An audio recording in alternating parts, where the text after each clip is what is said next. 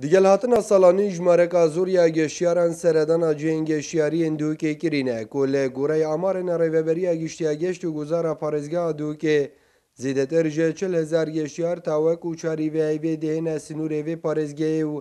همی آماده کاری بو هاتی نکرن. بشوی که گشتی همی بنگهن من گشتیاری خدمت آوان گشتیاران دابون کنو که نزدیکی نهصد بنگهن گشتیاری مولدای مل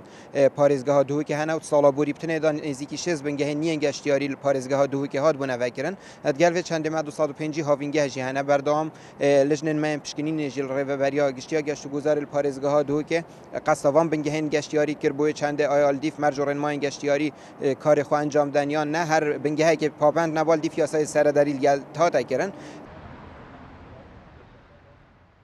ریوبری هات نوچونا پارزگاه دو که جی اشکرات کد کو سر سال همی کارمند و افسر نوان درکی دابون اجبور خستنا جاده و بتنه چوار ریدان ترافیکی پیدا ببون. الشبا سر سال دا سپاس با خود ده هر چند ما 4 ریدان ترافیکی هبوینه ایکل نحیا زاویتا و هر سال قضا زاخو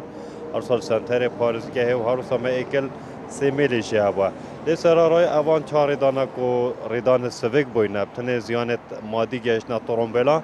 جه خوشحالیه بوه کو گیان اب سلامت بوینه و هر سال گیانش دزدان منه بوینه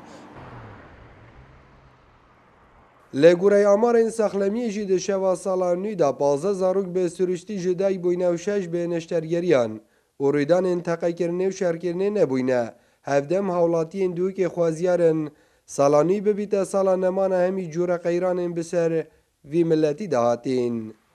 جار محمد کرسات نیوز دوک